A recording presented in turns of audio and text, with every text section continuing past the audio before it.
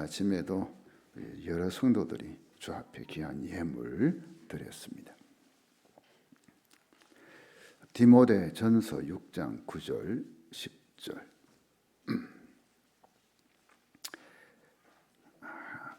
우리 한 목소리로 같이 읽습니다. 부하려 하는 자들은 시험과 올무와 여러 가지 없고 해로운 욕심에 떨어지느니 곧 사람으로 파멸과 멸망에 빠지게 하는 것이라. 돈을 사랑함이 일만하게 뿌리가 되나니 이것을 탐내는 자들은 미혹을 받아 믿음에서 떠나 많은 근심으로써 자기를 찔렀도다. 어제 이 탐욕에 대해서 살펴보았습니다. 인간에게는 기본적인 욕구가 있습니다. 식욕, 성욕, 수면욕, 이게 기본적이죠. 이 외에도 소유욕, 권력욕, 또 명예욕 등등 여러 가지 욕구가 있습니다. 이 욕구들은 필요한 거고 또한 악하지 않습니다. 그러나 그 욕구가 과도하거나 엉뚱한 방향으로 튀면 죄가 됩니다. 이 과도한 욕구를 이제 탐욕이라고 부릅니다. 그러니까 탐욕은 더 많은 것을 소유하고자 가지고자 하는 욕구입니다. 그리고 인간의 탐욕은 결코 만족을 모른다는 거겠죠. 그래서 좀 더 그래서 좀 더 병이라. 바울은 골로새서에서 탐욕을 우상 숭배라고 했습니다. 그리고 예수님은 하나님과 재물을 겸하여 섬길 수 없다 말씀하셨죠. 그렇기에 탐욕은 하나님과의 거룩하고 친밀한 관계를 깨는 치명적인 죄입니다. 그렇다면 왜 탐욕이 우리에게 이 치명적인 이 죄 혹은 위험을 주는 걸까요? 그 위험성을 세 가지로 어제 보았습니다. 첫째, 탐욕은 시험과 유혹에 빠지게 한다는 거죠. 하나님을 믿는 자들이 시험과 유혹에 빠지기 위한 가장 쉬운 게 바로 이 물질에 대한 탐욕, 물질이죠. 둘째, 탐욕은 하나님의 사랑으로부터 멀어지게 한다는 거죠. 돈을 사랑하게 되면 하나님을 결코 사랑할 수 없습니다. 반대로 하나님을 사랑하면 돈을 사랑하지 않고 다스리게 됩니다. 다스리게 됩니다. 내가 돈을 다스리고요. 만약에 돈을 사랑하게 되면 돈이 나를 다스리게 됩니다. 내가 돈의 노예가 되는 거죠. 그러니 재물에 대한 탐욕이 들어오게 되면 자동적으로 하나님을 사랑하는 것으로부터 멀어지는 것입니다. 돈은 일상을 살아가기 위한 필요 도구이고 또 하나님과 이웃을 사랑하기 위한 사랑 도구입니다. 셋째, 탐욕은 하나님 나라를 유업으로 받지 못합니다. 탐욕은 우상 숭배의 죄이기 때문에 하나님 나라를 유업할 수 없다고 에베소서 5장 5절에서 말씀하고 있습니다. 성경의 인물 중에 이 탐욕으로 인해 하나님 나라를 유업으로 받지 못하고 망한 자들이 꽤 있습니다. 출애굽하여 가나안으로 행진하던 이스라엘 백성, 이들이 광야 생활을 할 때 그들은 탐욕을 부린 경우가 한두 번이 아니었습니다. 결말은 여러분 아시겠죠. 또 이 발람 선지자, 아간, 가룟 유다, 아나니아와 삽비라 부부가 대표적인 인물이라고 어제 말씀했습니다. 이처럼 탐욕은 우리를 시험과 유혹에 빠지게 하고 하나님의 사랑으로부터 멀어지게 하고 결국에는 하나님 나라를 유업으로 받지 못하게 합니다. 설사 구원을 받아 천국에 들어갔더라도 이 상급이 없는 아주 부끄러운 구원을 받게 되는 것입니다. 그래서 오늘은 이 탐욕을 이기는 길, 즉 어떻게 하면 탐욕으로부터 자유로울 수 있는지 여기에 대해서 나누려고 합니다. 탐욕은 무서운 것입니다. 우리를 망치게 합니다. 하지만 탐욕을 없앤다는 것은 정말 쉽지 않습니다. 탐욕은 마치 이 잡초와도 같아서 뿌리를 뽑아도 또 올라오고 또 올라옵니다. 한번 물리쳤다고 끝나는 것이 결코 아닙니다. 마귀는 우리가 천국에 갈 때까지 계속 공격합니다. 그렇기에 탐욕은 평생에 걸친 싸움이 됩니다. 그래서 우리에게 요구되는 것은 끊임없는 경건 생활 반드시 해야 되고요. 규칙적으로요. 탐욕을 무기로 하여 공격하는 마귀의 세력과의 중단 없는 영적 싸움을 해야 합니다. 한순간이라도 방심하면 마귀는 그 틈을 비집고 침투하여 우리를 넘어뜨리게 됩니다. 자, 그러면 어떻게 이 탐욕의 죄로부터 자유로울 수 있을까요? 첫째, 천국 보화를 발견하라는 것입니다. 자, 여러분, 만약 여러분 앞에 100만 원과 1억 원이 있다고 합시다. 자, 여러분은 어느 것을 딱 쥐겠습니까? 예? 당연히 1억 원이겠죠. 어느 바보가 1억 원을 두고 100만 원 쥐겠습니까? 마찬가지로 우리가 탐욕에 빠지는 것은 더 큰 보화를 보지 못했거나 그 귀함을 깨닫지 못했기 때문에 탐욕에 빠지는 겁니다. 마태복음 13장 44절이죠. 천국은 마치 밭에 감추인 보화와 같으니 사람이 이를 발견한 후 숨겨두고 기뻐하며 돌아가서 자기의 소유를 다 팔아 그 밭을 사느니라. 어떤 사람이 밭에 갔는데 보화를 발견합니다. 그러자 그는 다른 사람들이 그 보화를 가져가지 못하도록 딱 숨겨두고 기뻐하며 집으로 돌아갑니다. 그리고는 전 재산을 팔아 보화가 숨겨져 있는 그 밭을 사는 거죠. 자, 여러분, 이 사람이 잘했습니까? 못했습니까? 진정으로 천국을 발견한 사람은 이 땅에 있는 자신의 소유에 그다지 마음을 두지 않는다는 거죠. 이것이 천국을 소망하는 자의 모습입니다. 그 리차드 백스터는 그의 책 탐심, 세상과 부에 대한 사랑에서 어떻게 탐심에 맞설 것인가에 대한 이 방법의 첫 번째로 하늘의 위대함을 생각하라 라고 했습니다. 하늘의 위대함을 생각하는 것은 곧 천국을 바라보라는 거죠. 여러분, 우리에게는 장차 영원히 살게 될 천국이 있습니다. 여러분, 진짜 믿습니까? 그래서 탐욕을 이기는 길은 그것을 탐욕을 꺾는 것, 이게 아니라 더 큰 보화인 천국을 갈망하며 영원한 하나님 나라를 매일 매 순간마다 바라보는 거예요. 그 나라를 바라보며 사는 거예요. 히브리서 10장 32절에서 34절, 여러분이 처음 진리의 말씀을 배우던 때를 기억하십시오. 많은 어려움들이 있었지만 여러분은 굳굳이 이겨냈습니다.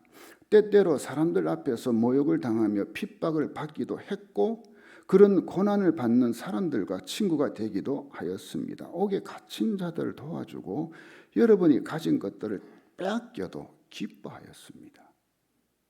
그렇게 할 수 있었던 것은 여러분이 더 좋고 영원한 것이 있다는 것을 알고 있었기 때문입니다. 히브리서 기사는 지금 고난 중인 성도들 격려합니다. 그들이 처음 예수를 믿었을 때 그때부터 많은 고난이 있었지만 굳굳이 이겨냈다는 거죠. 때때로 사람들 앞에서 모욕당하고 핍박받고 그런 고난받는 성도들과 친구되고 서로 격려하면서 또 믿음 때문에 감옥에 갇힌 성도들 도와주고 심지어 가진 거 재산 다 빼앗겼어요. 쉽게 뭡니까? 돈 다 빼앗겼다는 거죠. 그럼에도 그들은 기뻐했다는 거요. 자, 여러분 이상하지 않나요? 아니, 예수 때문에 이런 고난들을 다 겪었는데 그리고 재산도 다 빼앗겼는데 기뻐하다니요. 이상하지 않나요? 솔직히 저는 이 성도들의 모습에 대한 이 그림이 그려지지 않습니다. 야,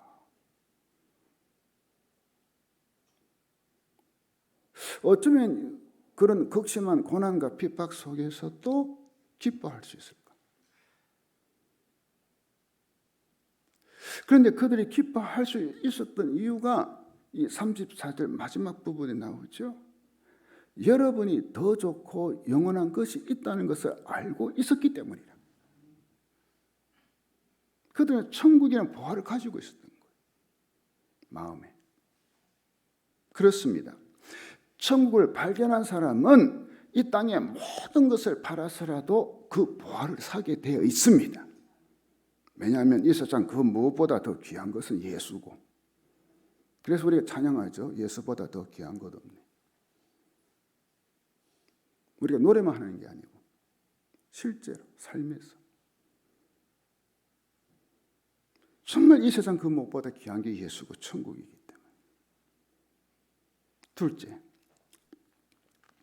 물질의 주인이 하나님이심을 인정하라는 것입니다. 그 청지기 의식을 가져야 한다는 거죠. 달란트 비유가 이를 말해주고 있습니다. 우리에게 있는 물질은 내 것이 아니라 하나님이 일을 하라고 맡겨주신 거죠. 따라 한번 해보시기 바랍니다. 나에게 있는 모든 물질은 하나님의 것입니다. 아멘입니까? 그 다음 두 번째 시작. 나는 하나님의 청지기로서 주신 물질을 하나님 영광을 위해 사용합니다. 아멘입니까? 자, 세 번째 시작. 나의 삶의 주인은 하나님이십니다. 아멘. 인정하십니까? 때때로 우리는 하나님과 우리의 관계를 올바로 정립하지 못할 때가 있더라고요. 그렇게 되면 우리의 삶이 정상적으로 움직여지지 않아요. 이 참된 행복이란 우리가 하나님과 올바른 관계를 맺을 때 찾아오잖아요. 돈은 우리를 망치게 되는데 그것은 돈이 본래적으로 약해서가 아니고 하나님을 섬김이라는 우리 삶의 참된 소명을 저버리게 하기 때문입니다. 그렇기에 우리가 가장 마음에 두어야 할 것은 이 청지기 의식입니다. 하나님과 나의 관계를 바로 정립하는 거죠. 이게 하나님 앞에서 나는 누구인가? 이것에 대한 물음에 주저없이 나는 하나님으로부터 모든 것을 맡은 청지기입니다. 나의 삶의 주인은 하나님이십니다. 라는 고백이 날마다 있어야 하는 것입니다. 그렇다면 청지기적인 삶을 사는 가장 핵심적인 실천이 뭘까요? 청지기. 그것은 헌금 생활입니다. 여기에 11조의 중요성이 있습니다. 11조는 내 모든 소유가 하나님의 것이고 수입은 하나님 주신 것임을 확인한 작업입니다. 우리가 규칙적으로 11조를 드릴 때마다 이 사실을 확인하게, 이건 하나님의 것인데, 하나님 주신 건데 내가 이거 드린다. 확인 작업하는 겁니다. 그러나 10분의 1만 하나님의 것이라고 생각하는 것은 오해죠. 10분의 10 전체가 하나님의 것이죠. 그렇죠? 단지 그 중에서 10분의 1을 구체적으로 하나님께 드림으로써 이 모든 것이 하나님 것임을 확인하고 고백하는 것입니다. 그러므로 헌금은 신앙 고백적인 행위라는 겁니다. 제가 이제 부산 기독교 치과 의사회를 24년째 지도하고 우리 교회 오기 전부터 지금까지 한 번은 모임 중에 이 물질과 헌금에 대한 이야기가 나왔습니다. 그때 한 회원이 자신의 헌금 생활에 대해 간증을 하더라고요. 그 회원은 이제 대학생 때 예수님을 믿었어요. 그 친구의 전도로 대학생 때. 그때부터 이 회원은 이제 복음의 감격 속에서 너무 좋아가 자기 몸이 공중에 붕 떠 있는 느낌을 받았대요. 얼마나 예수 믿는 게 좋은지. 대학생 때 믿었는데 정말 기쁘고 감사하고.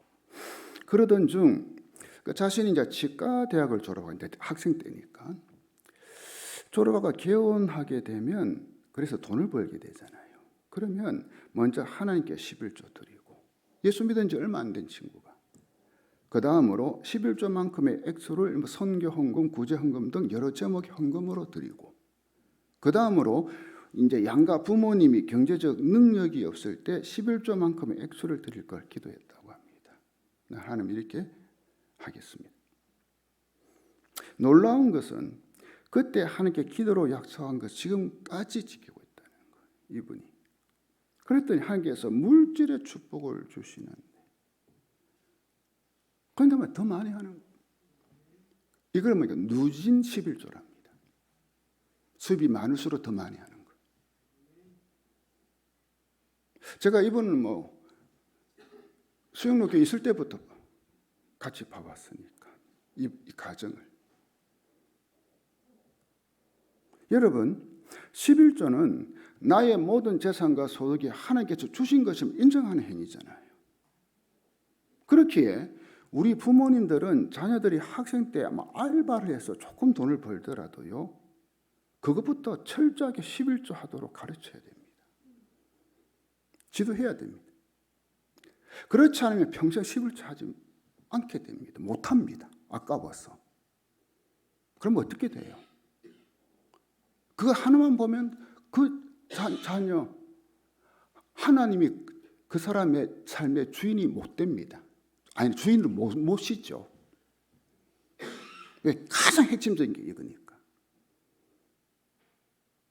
이 시간을 빌어 부모님께 부탁드리는 겁니다.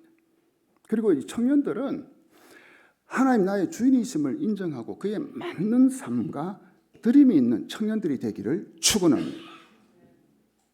하나님 나의 주인 되심을 인정하는 가장 핵심적인 실천이 뭐냐? 이 11조하고 주일 성수입니다.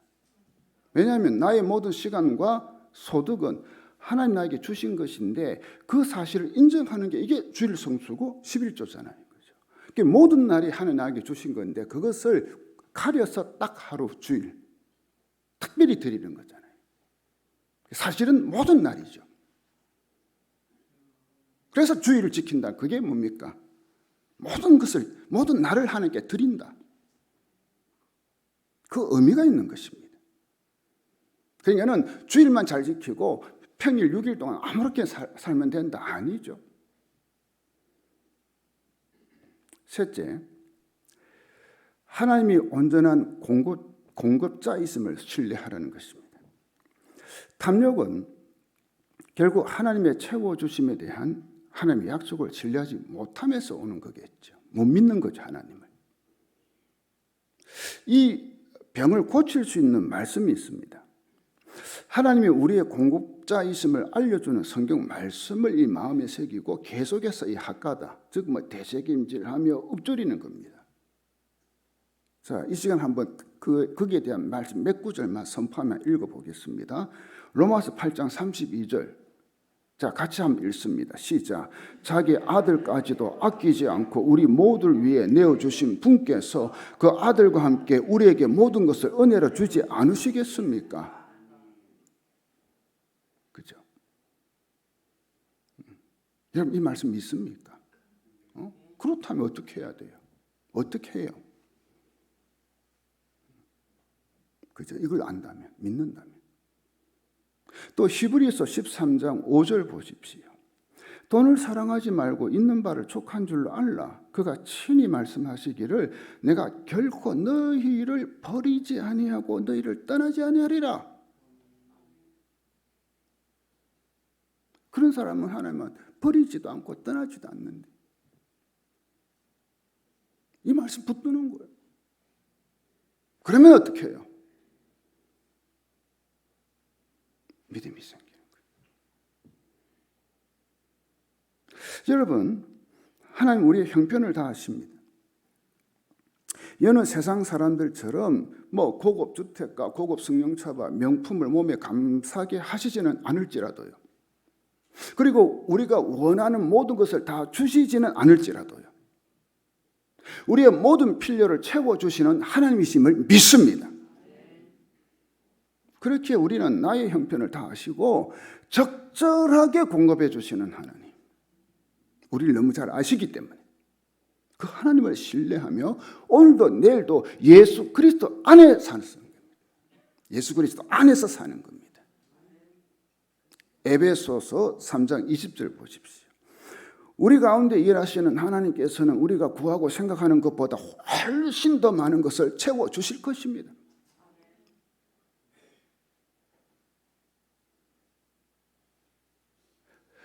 우리가 구하고 생각하는 것보다 훨씬 더 많은 것으로 채워주시는 공급자 하나님을 신뢰하는 여러분이 되시기를 축원하는 것입니다. 넷째, 하나님 안에서 진정한 안전을 찾아라는 것입니다. 누가복음 12장에 보면 한 어리석은 부자에 대한 이야기가 나옵니다. 이 부자는 자기가 소유하고 있는 농가 밭에 농사를 지어 많은 소출을 얻게 됩니다.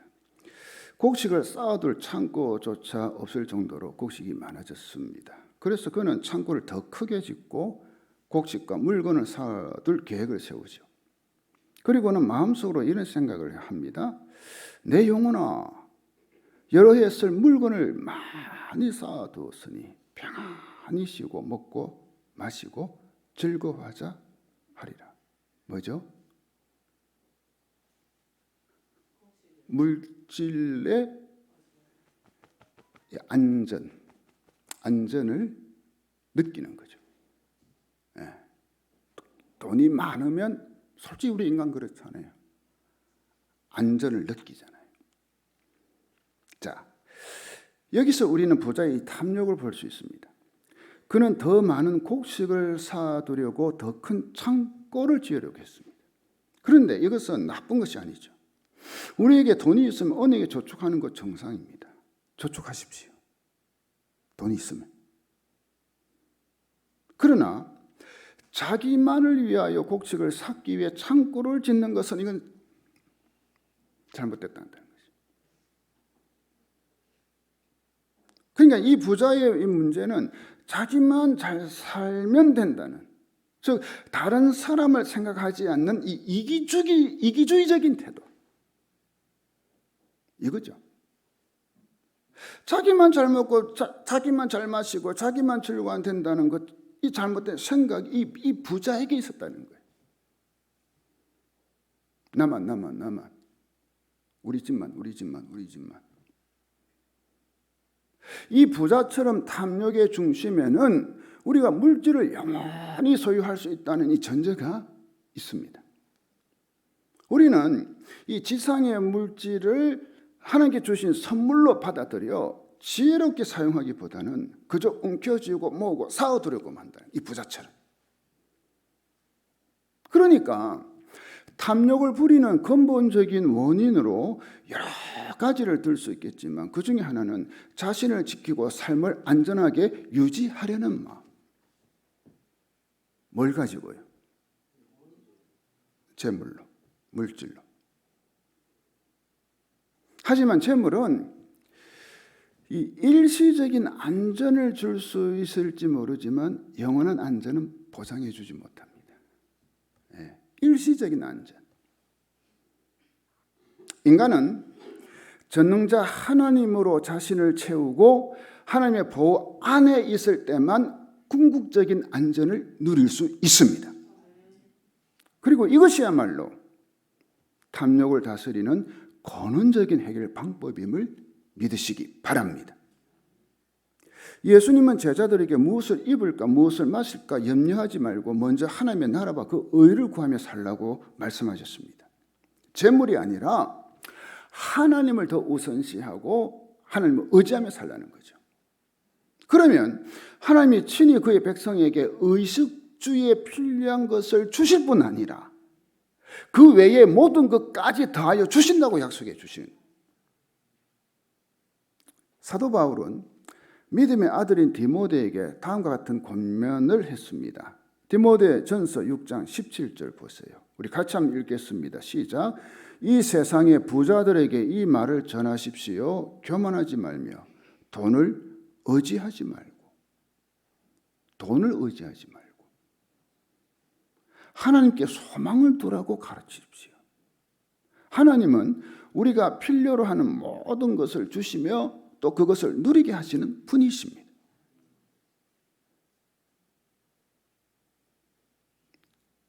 저는 여러분이 이 돈을 의지하지 않고 하나님께 소망을 두는 그런 사람이 되기를 축원합니다. 다섯째, 자족하는 비결을 배우라는 것입니다. 빌립보서 4장 11절 12절이죠. 내가 궁표에서 이렇게 말한 것이 아닙니다. 나는 어떤 처지에서도 스스로 만족하는 법을 배웠습니다. 나는 비천하게 살 줄도 알고 풍족하게 살 줄도 압니다.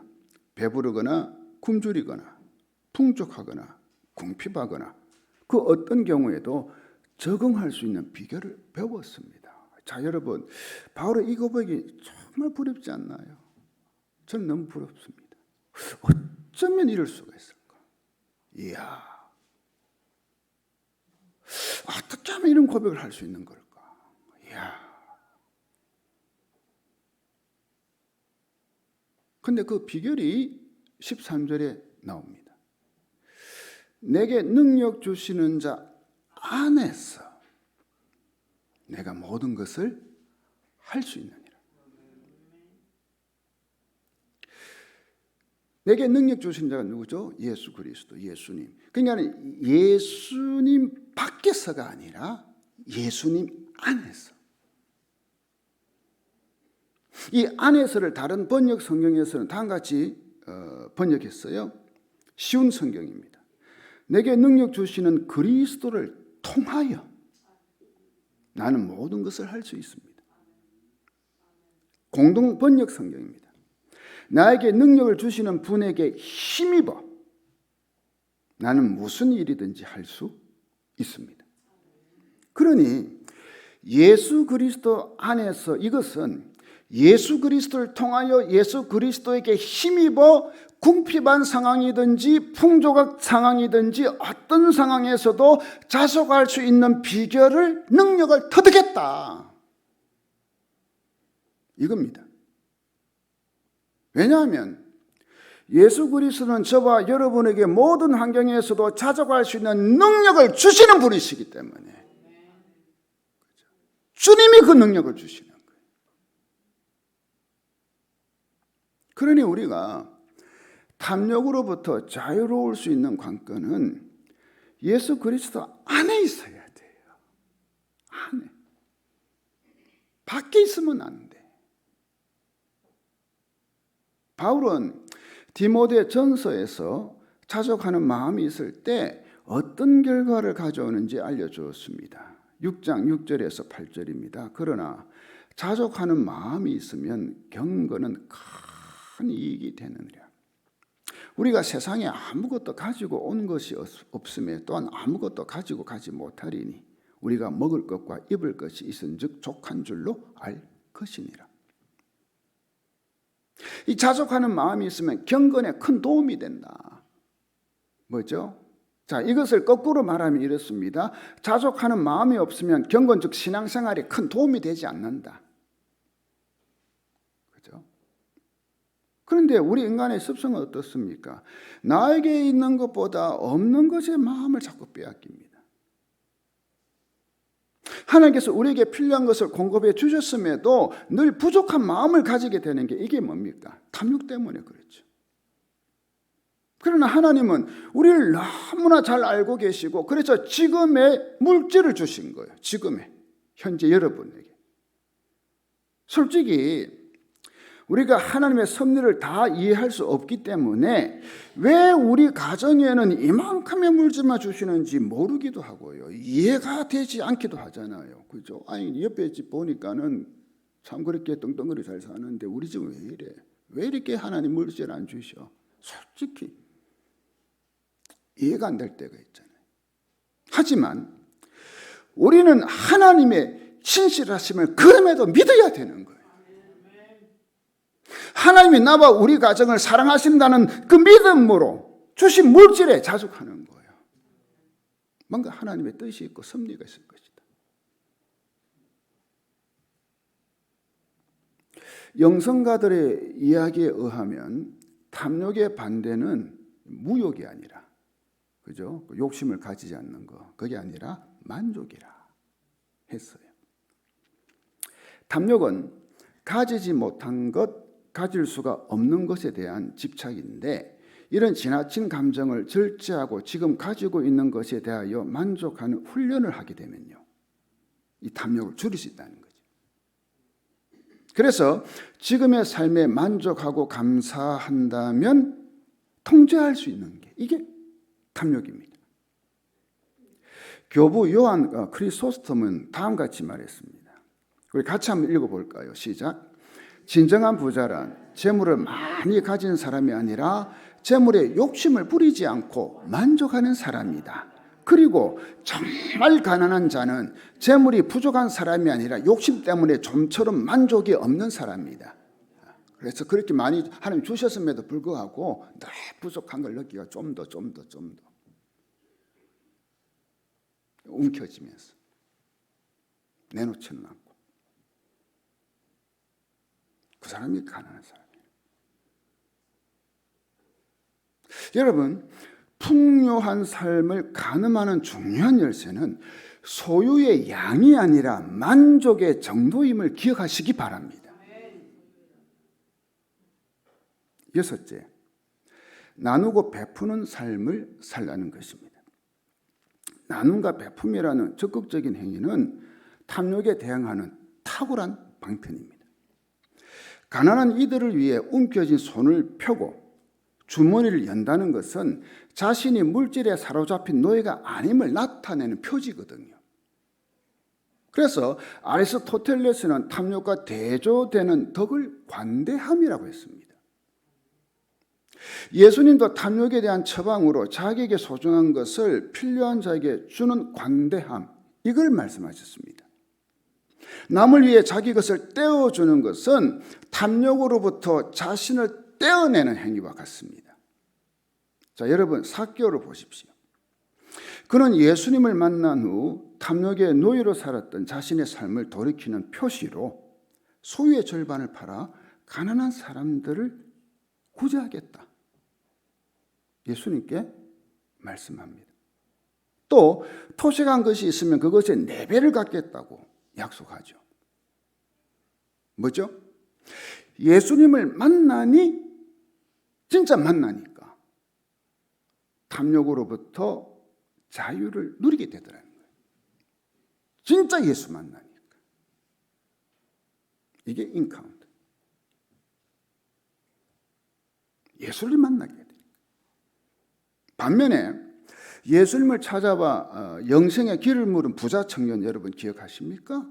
자신은 모든 계명 지켰다고 큰소리치고 자랑했죠. 어릴 적부터. 하지만 재산을 팔아 가난한 자에게 먼저 나눠주고 주님께서 나를 쫓으라, 그 말씀에 근심에 빠진 얼굴로 돌아서고 말았죠. 저는 삭개오와 부자 청년을 비교해 보면서 이런 생각이 들었습니다. 삭개오는 초신자를 할 수 있고요, 예수 믿은 사람. 부자 청년은 어릴 적부터 믿었지만 또 계명 철저하게 지킨 아주 모범적인 신앙인이라고 할 수 있겠죠. 하지만 정작 자신의 재물로 구제해야 할 부자 청년은 주님을 떠나버렸고, 초신자인 삭개오는 재물을 내어놓았다는 거죠. 자, 여기서 우리가 깨달을 수 있는 것은 하나님을 믿은 연수가 중요한 것이 아니라, 그죠? 나는 언제부터 믿어서 그거 중요하지 않아요. 어떤 면에서는 진정으로 예수님을 만난 체험이 있는가, 정말 예수를 만났는가, 그 보물을 찾았는가, 이게 중요한 거예요.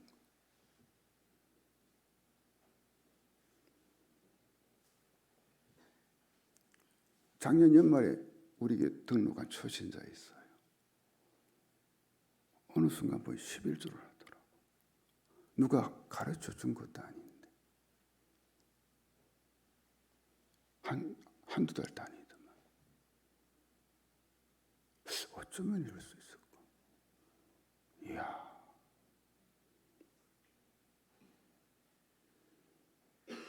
예수님을 진정으로 만난 사람은 물질로부터 자유롭게 되는 거예요. 그리고 성도들 가운데는 이런 생각을 하는 분이 있습니다. 앞으로 여유가 되면 어려운 자 돕겠다, 나도 구제하고 베풀며 살겠다. 그러나 이런 사람은 여유가 되어도 구제할 가능성이 아주 희박합니다. 지금 형편이 여유롭지 못하더라도 형편 안에서 하면 되는 겁니다. 하나님은 베풀고 나누는 돈의 양을 보시지 않고요, 그 사람의 마음을 보죠.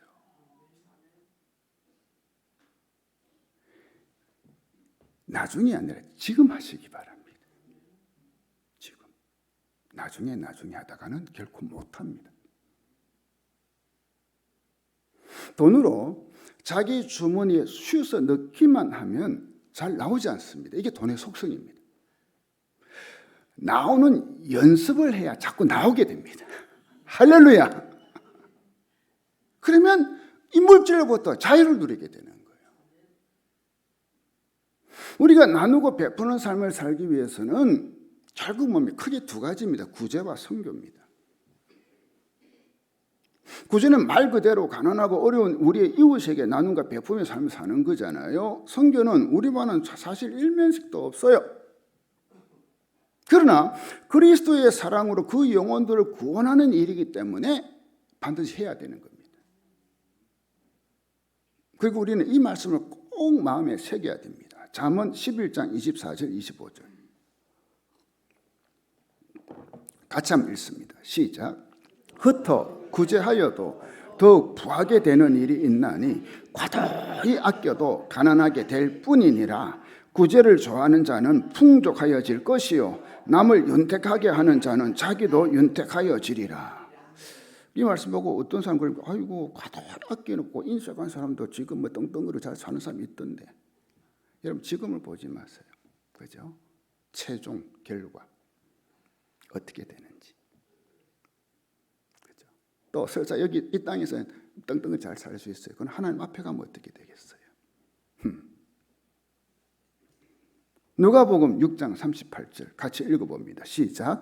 남에게 주라. 그러면 너희가 받을 것이다. 그것도 많이 꾹꾹 눌러 흔들어서 넘치도록 너희 품에 안겨줄 것이다. 너희가 남을 저울질하는 만큼 너희도 저울질 당할 것이다. 디모데전서 6장 18절 19절이죠. 선한 일을 하도록 노력하며 베푸는 가운데 부유함을 누리도록 그들을 가르치십시오.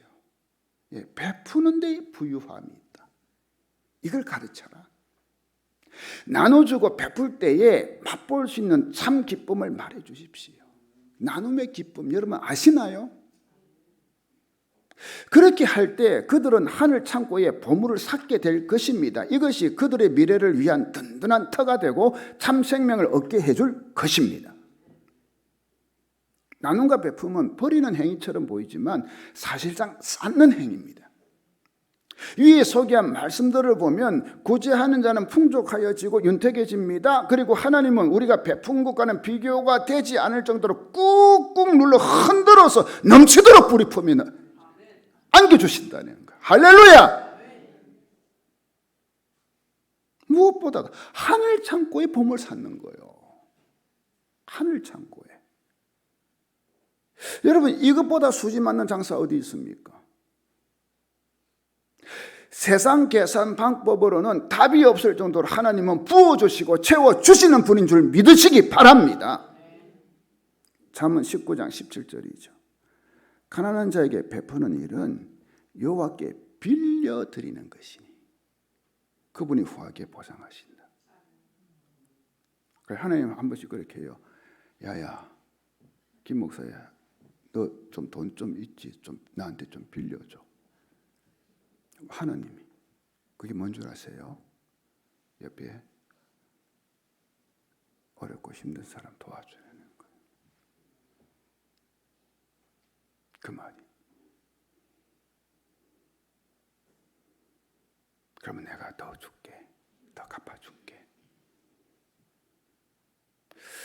이렇게 좋으신 하나님을 체험하는 여러분 되시기 바랍니다. 그러면 탐욕의 죄로부터 자유를 누릴 수 있게 됩니다.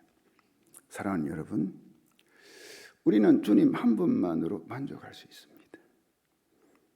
그분은 우리의 구원이 되시고 생명이 되시고 소망이 되신 분이십니다. 그분은 우리의 삶의 주인이시고 공급자이십니다. 우리에게 무엇이 필요한지 가장 잘 알고 계십니다. 그렇지. 우리 찬양도 하지. 하나님은 나를 너무 잘 알고 계신다. 그렇기에 우리의 삶이 예수님으로 가득 차게 된다면 세상적으로 좀 부족한 것이 있을지라도 감사할 수 있고 기뻐할 수 있고 만족할 수 있습니다. 그렇게 되면 탐욕으로부터 자유롭게 되는 것입니다. 다윗은 시편 23편에서 다음과 같이 고백했습니다. 여호와는 나의 목자시니 내게 부족함이 없으리로다. 결코 그가 모든 것을 풍족하게 다 누려서 이 말을 한 건 아니죠. 사망의 엄청난 골짜기를 갔던 적도 있고요. 온갖 고난 당한 적도 있고요. 도망자가 돼서 이곳저곳 정처 없이 피신 다닌 적도 있고요. 그러나 하나님이 나의 목자가니 내 삶에 부족함이 없습니다. 저는 이 고백이 여러분의 고백이 되기를 주의 이름으로 축원합니다. 우리 이 시간 찬양하고 말씀 가지고 한번 기도하도록 하겠습니다.